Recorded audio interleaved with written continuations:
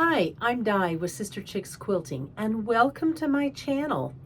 Today I'm going to be using 2 charm packs to make a really fun quilt for a very special young woman in my life.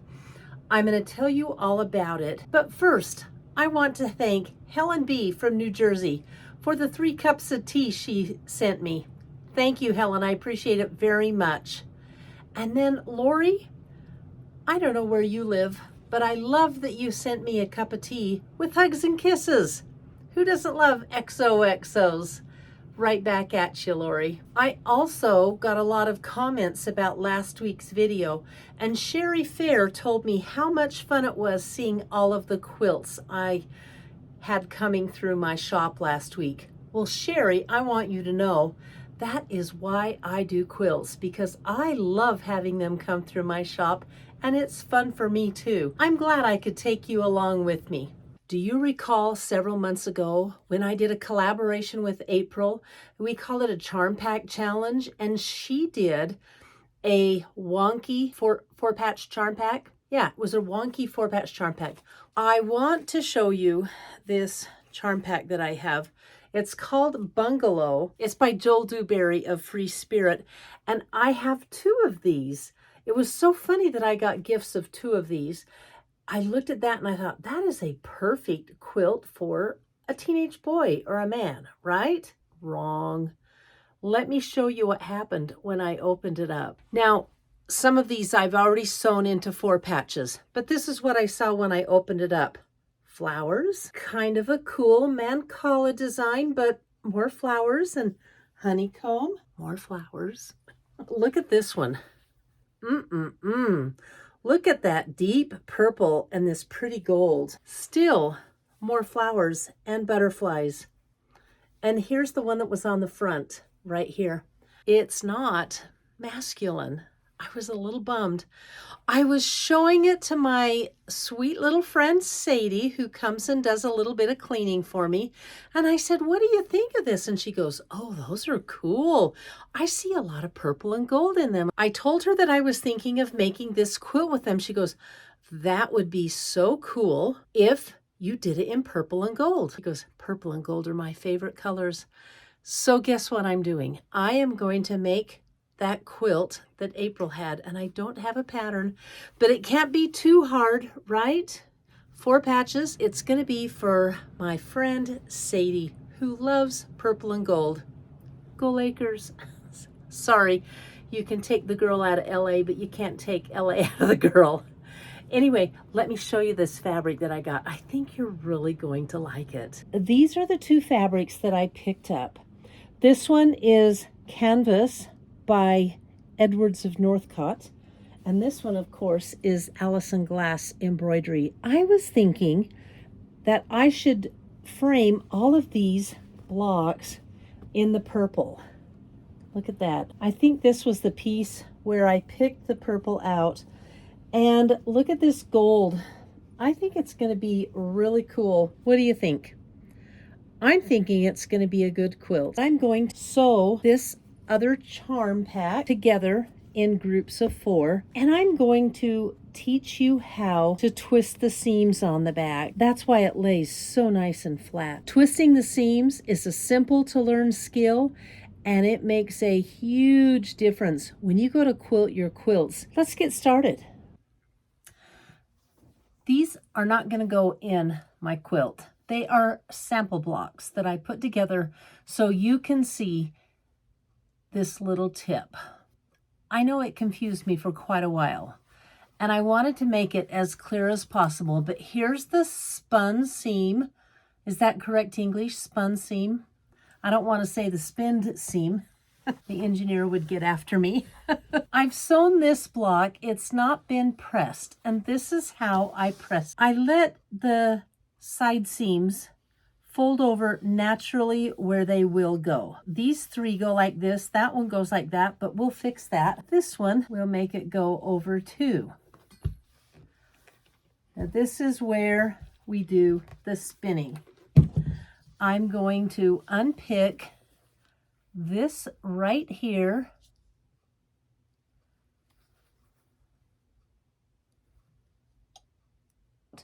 and I'm going to flip this one that way.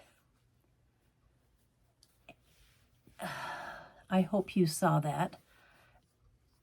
So the two on top that go across, those are the seams that I'm unpicking. And I'm going to fold this over and unpick the green and the blue. What I've done is this. I'm going to set them down now.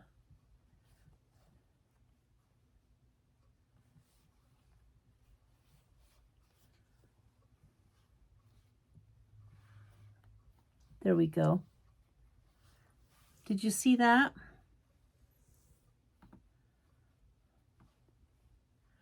And then you can fold them all over the way they're pressed.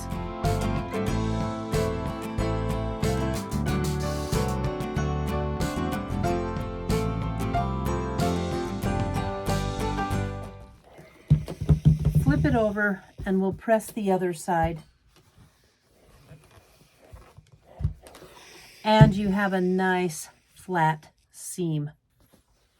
Can you see that? I'm going to do this with all of these. Let's get sewing.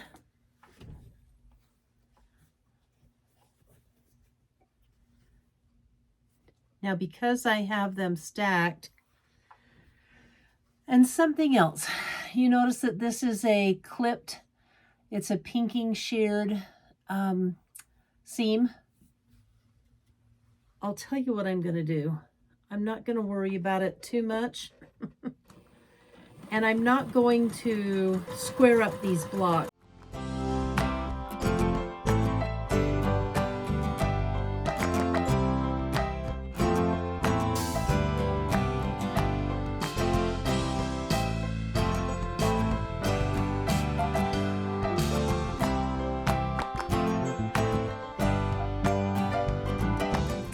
Do you have one of these? I love it. They're called a blade saver. So they're held together magnetically like that. And then you put an old cutting blade in the little device. This screw holds it in. Then you put the pieces back together and there's a slot in the top.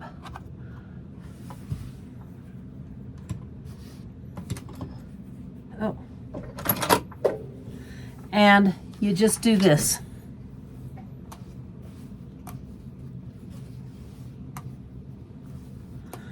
I'm keeping these in order that I just chained together, and the ones right next to each other are the ones that go together. So that's pretty easy going. I'm not going to press them before I sew them together. I'll just go through this pile and take the top two and put them together.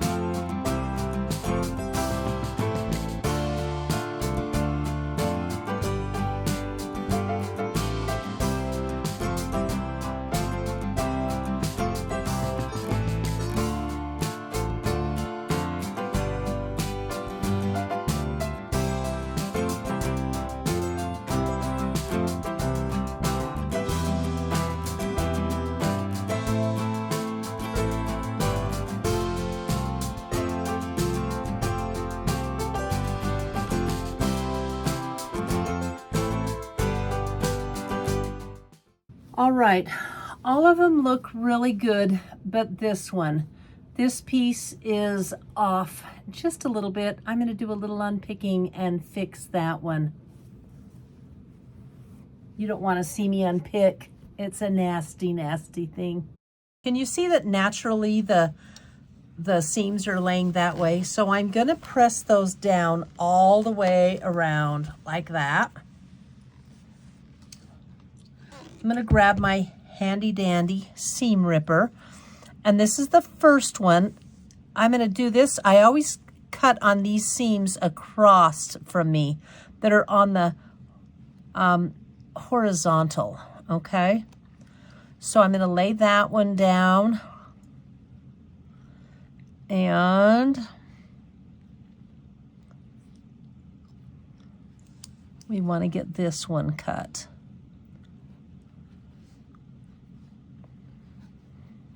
Anyway, so it's kind of like that. And then we'll press. Ta-da! While I'm ironing this, I just want to say Sheila commented that she names her machines and her long arm's name is Steve. Isn't that awesome? Let's go. Come on, Steve, let's go get some quilting done.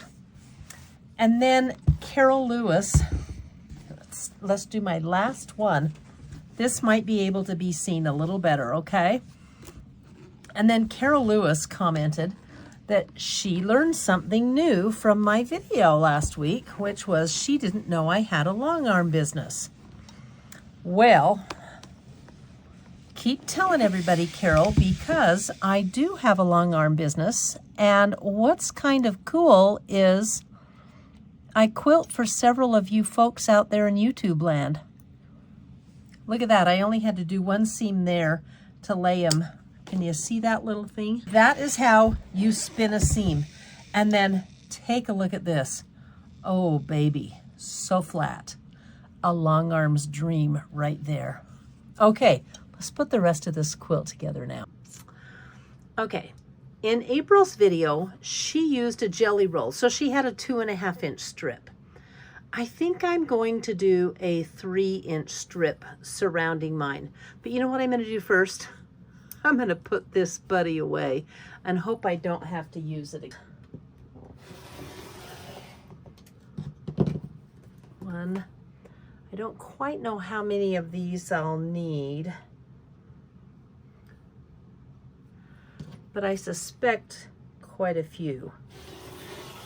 I'm going to cut out of this dark Northcott purple the borders at 3 inches.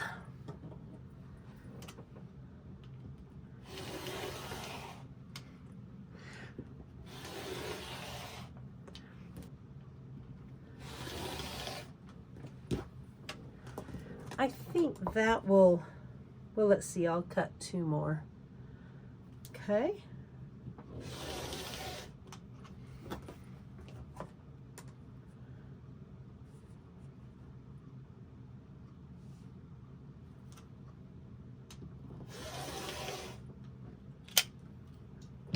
All right. Do you see what I see?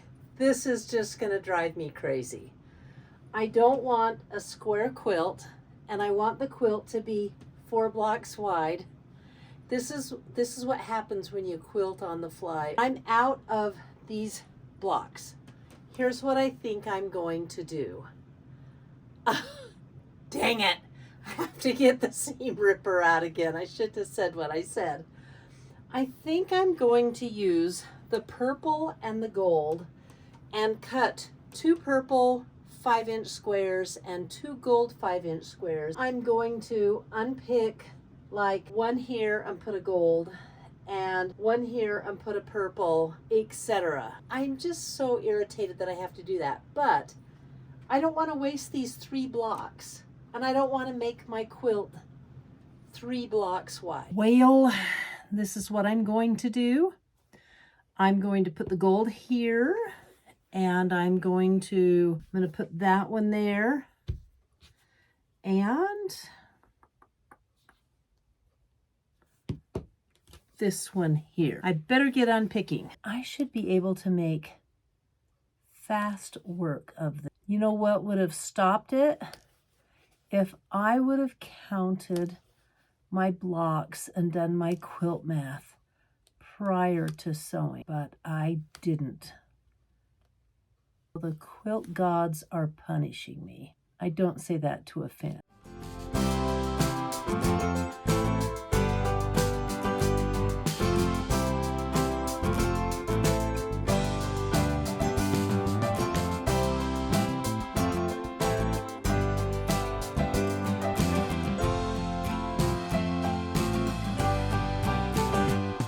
I just have to sew purple sides on all of these. And I'm going to cut the first two sides at, this is 9 inches. So I will cut my sides at 9 inches, and the other sides will be longer because they'll have 3 inches on the side. So they will be 12, 15 inches. I figured out that I need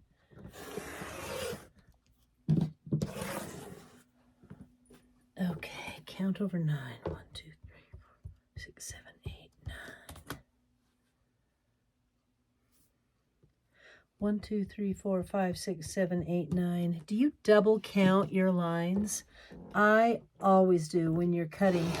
And you know, the times I haven't, I've been so sorry. I'm going to have a chain piecing party and get those put on. This should be fun.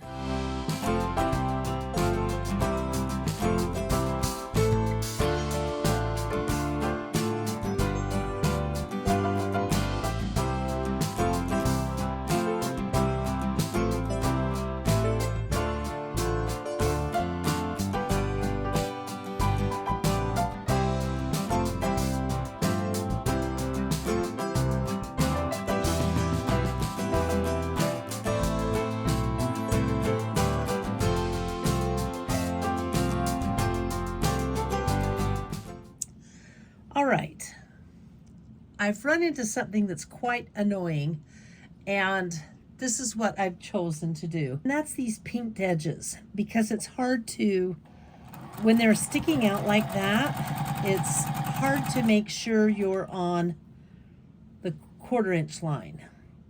So I finally see that I am right here.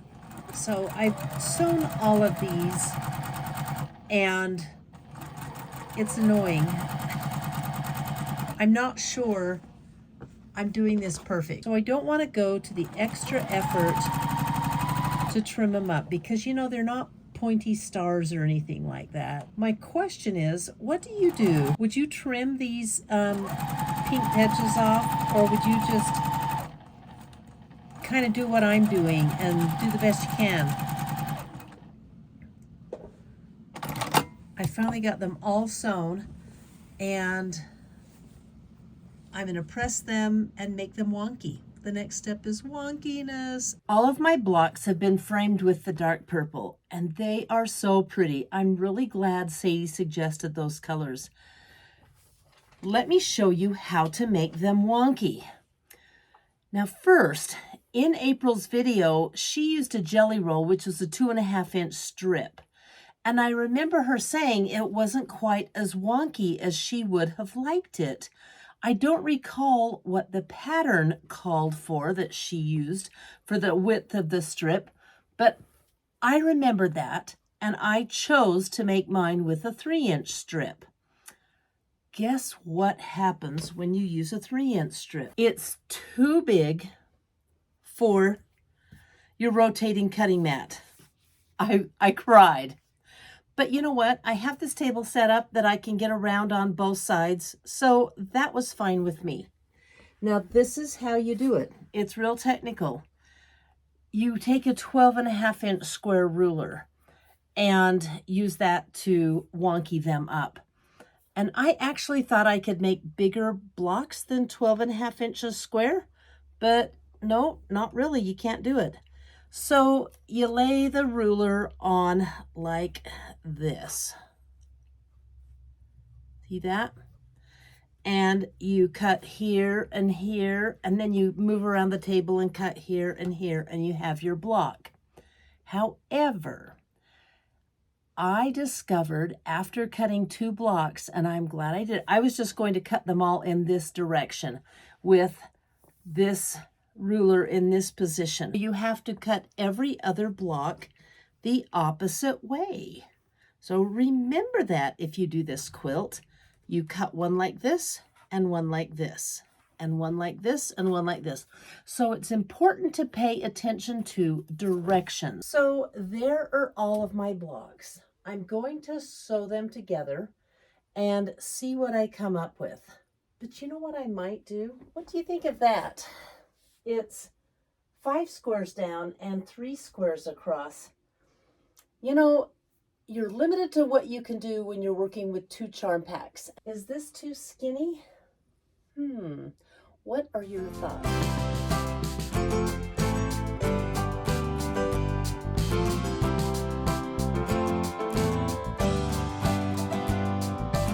I phoned a friend. I got on the phone and text, and I talked to Sadie's mom, who said make it square. I talked to Tracy from the Sewing Channel and April from April Stories Craft Room, and they all said make it square. It was only the engineer that wanted it tall and skinny. But guess what the engineer is? He's tall and skinny. I can't wait to show you the finished quilt top. You know my nifty pin method where I pin my rows together so I never make a mistake? Guess what I did? I made a mistake. I laid them down wrong. Let me show you. So here's the pin right here. If I match these 2 pins, I'll have a big square instead of a row. Let me fix that. My record has just been tainted. I'm going to do 1 pass on the back side and just kind of set the seams a little bit and press everything in the right direction. We'll give it the good press from the front. Here we go.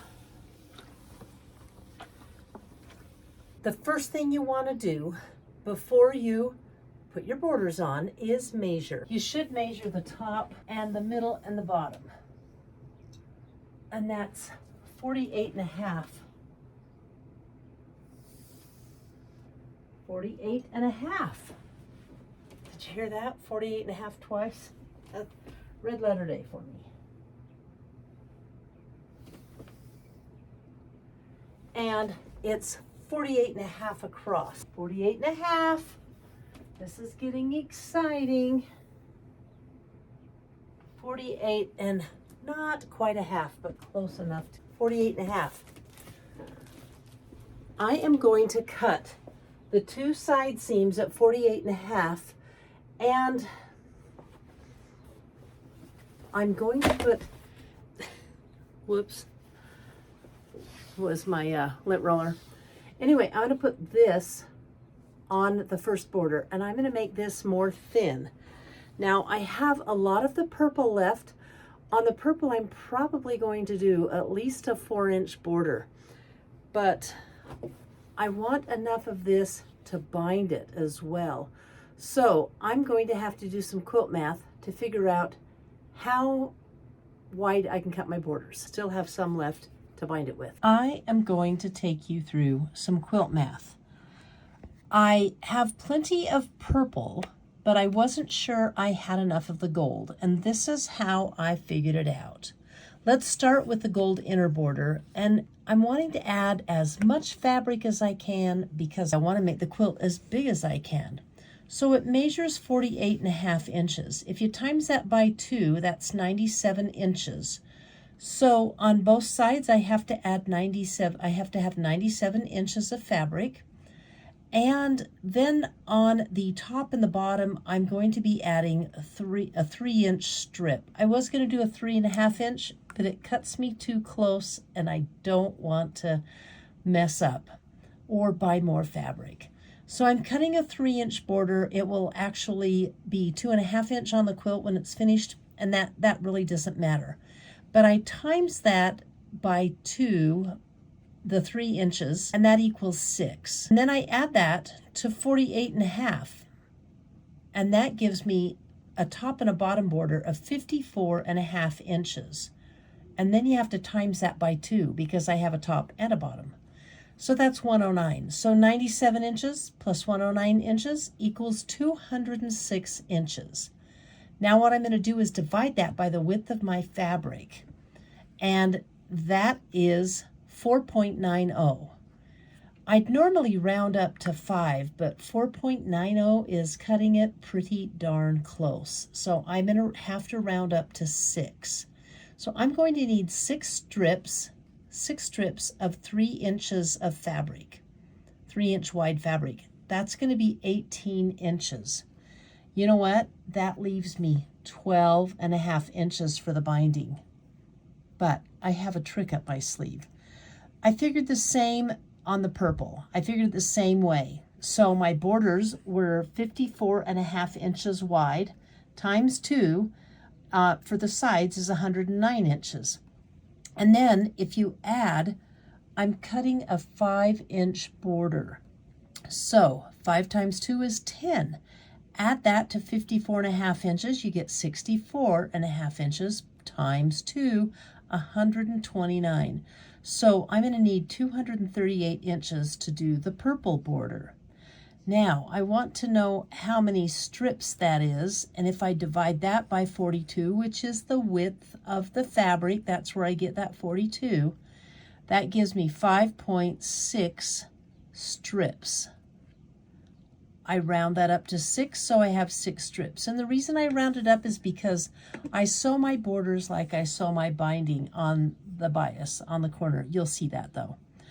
Anyway, at 5 inches, that turns out to be, well, I just need 6 purple strips at 5 inches, and I have oodles of fabric. But then I needed the binding. And so I took 238 inches, because that's what the purple is. And I hope I figured this right. But I divided it by the width of fabric, again, which is 6 strips, times 2.5 inches for my binding strip. That only gives me 5 strips out of my 12.5 inches of fabric that's left. But I have something up my sleeve. Do you remember when I added those extra blocks? Well, I have this 32-inch strip because I always cut from the cut ends and not the fold. And if you fold that out, or if you times that by 2, because it's 5 inches, so I'm going to slice it in half this way, that will give me 64 inches. Boom, there's my binding. And that is how I do quilt math. I want a 3-inch cut, and I want 6 of these.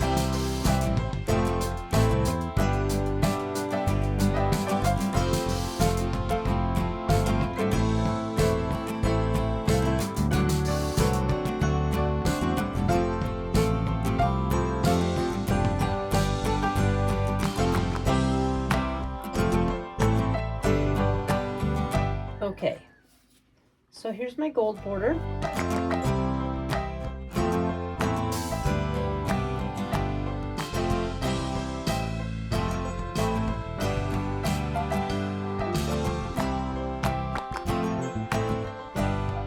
Right sides together.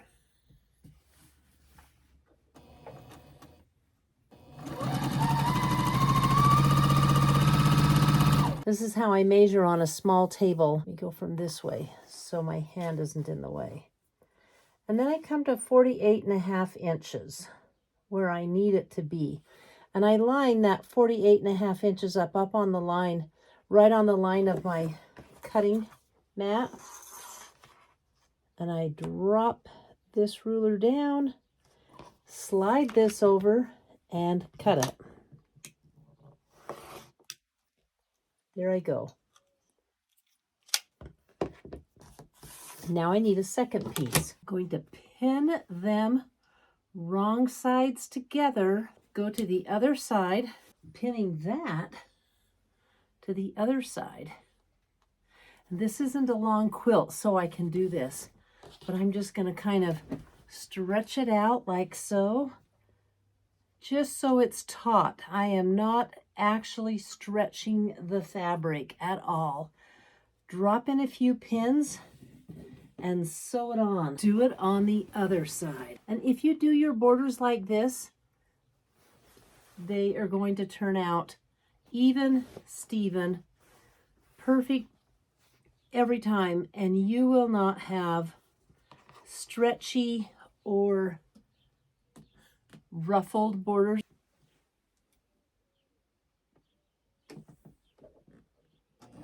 Here's some tips to put on a border that is really going to help you keep those borders straight.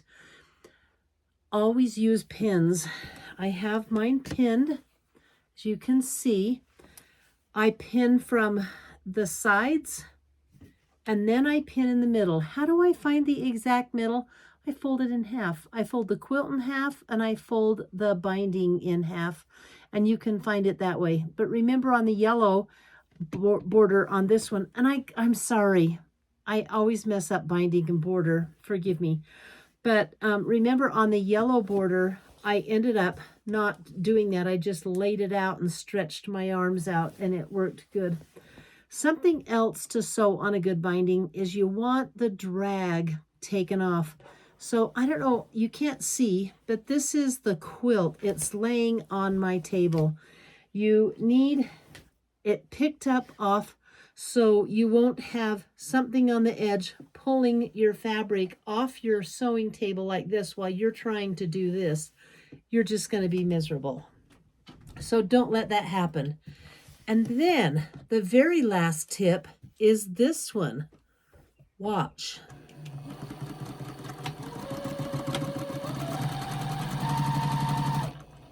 Did you catch that? Did you see what I did? I backstitched. Now I don't backstitch when I quilt. However, when I'm sewing the last binding on and I always backstitch, because your long arm quilter will love you and it won't tear apart. Another time to backstitch around a quilt is if your edge of your quilt is pieced, like maybe you've got setting triangles and things like that, or just a bunch of scrappy things. You want to stay stitch those down and or backstitch. You will have a happier quilt that won't come apart, and your long arm quilter will love you. Okay, I think I've tipped you out. I don't want to tip you over, RR. Let me get this sewn.